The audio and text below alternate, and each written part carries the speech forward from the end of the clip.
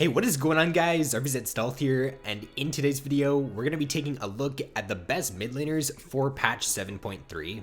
So in the tier 1 for this patch, there's going to be quite a few lethality users because right now lethality is pretty strong and it's definitely making a few picks right now in both the mid and the top lane really good. So the first champion in the tier 1 here is going to be Talon. Now Talon right now with lethality is super strong. He can build all three of the lethality items, being Youmuu's, Edge of Night, and Duskblade, and he can do super well with them. His one-shot potential is some of the best for any champion because the way the new Talon works is that when he uses his ultimate, you can no longer like place a pink ward down now and see him when he is stealth. So it just allows him to use his ultimate, jump onto the back line, and one-shot the AD carry or the mid laner in every single team fight. And then his early game is actually something that probably not a lot of people expect right now because you don't see a lot of Talon being played, but if you know how to play Talon, then his level 2 all-in is one of the best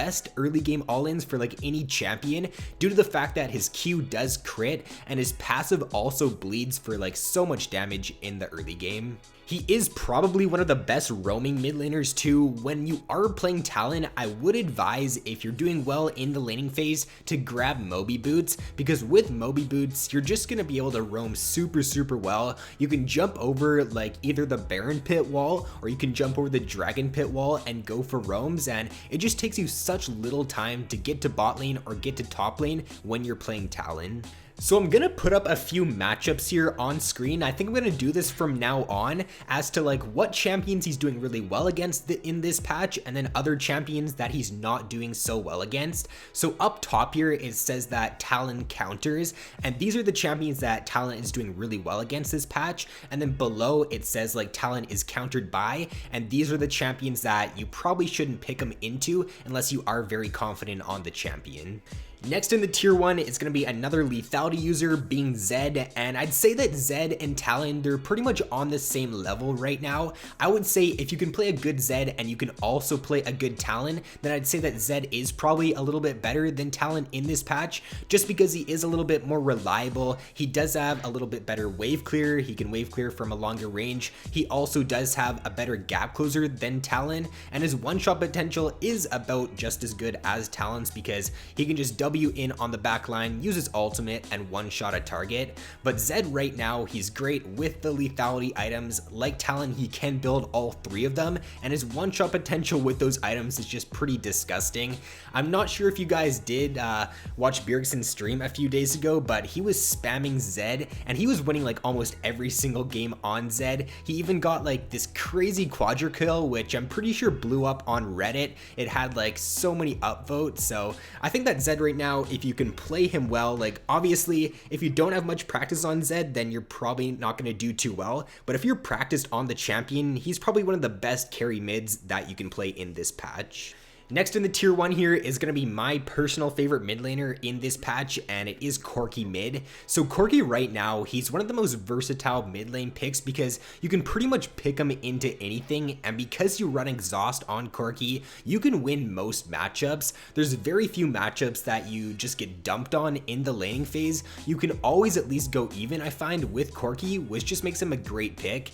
His roaming potential with his package also makes him super strong. Whenever you do get that at 8 minutes, look to go top or look to go bot lane or just look to straight up kill the enemy mid laner. If you do get your Maw and the enemy is playing a mid lane champion, say like a Katarina or someone like a Lux, even a squishy mid lane mage, then you can even look to go for an all in on them. Just try to poke them a little bit like with your ultimate, or if you are confident enough to just package right in there, then you can do that too and get a nice snowball going. His mid game power spike is arguably one of the best for any champions just because Trinity Force synergizes so well on Corky, and then his mid to late game also like isn't that bad at around the 30 to 35 minute point. Once you do finish like Triforce, Edge, if you got your Maw and then you also have like a rapid fire cannon, you can do so much damage like with your ultimate. Your poke damage is super good with Corky, especially if you can consistently hit that third shot, because that third shot, if you can hit that on squishy squishies is going to chunk them down to around half HP.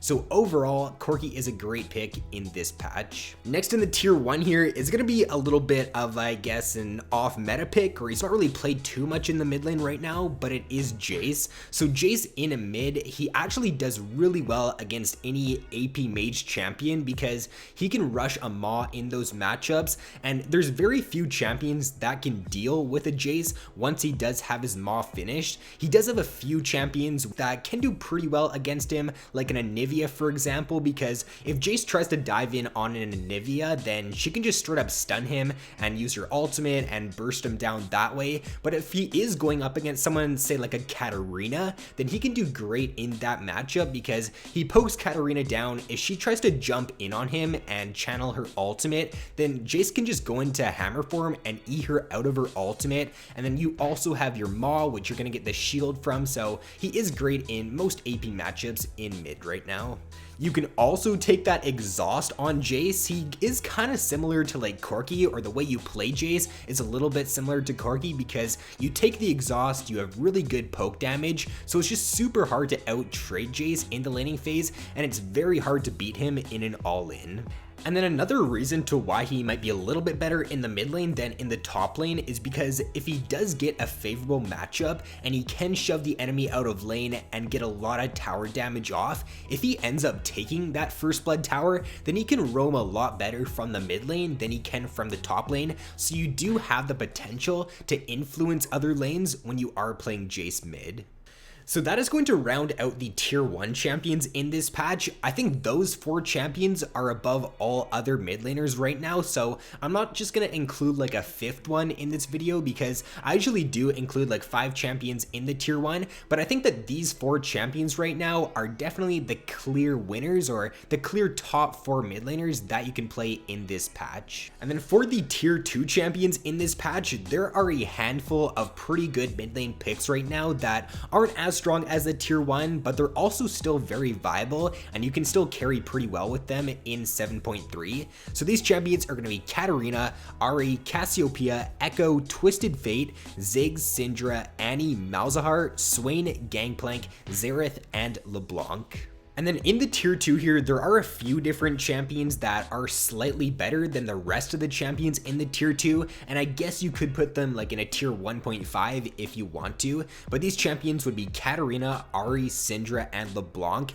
So all 4 of these champions, if you can play them well, I'd say are better than the rest of the champions in the tier 2, but they are still a little bit weaker than the champions in the tier 1. For example, Syndra can do pretty well against a lot of the champions in the tier 2 here, like Annie, Ziggs, Cassiopeia. She can do great against those picks, but against most of the tier 1 champions like Talon, Zed, Corky, and Jace, she's gonna struggle in most of those matchups. For example, like Corky and Jace, they take exhaust, so it's gonna be very hard for you to one-shot them, and then Talon and Zed can do a really good job at countering your ultimate, because if you try to ult Talon, he can just use his ultimate and either burst you down or just run away, and then Zed can also time his ultimate to when you use yours, so then your ultimate is kind of completely negated.